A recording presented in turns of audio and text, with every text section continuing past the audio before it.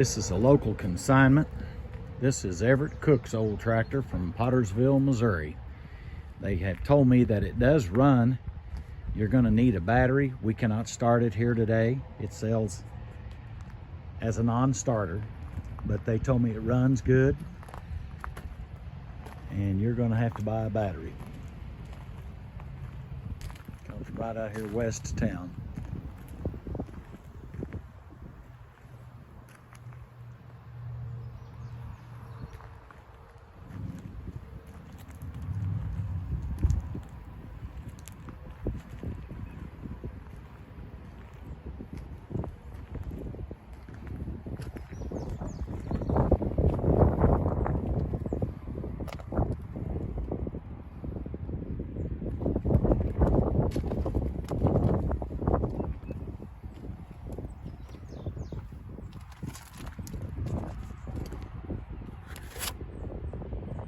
One of the men that had it started works here on the yard, and he heard it run.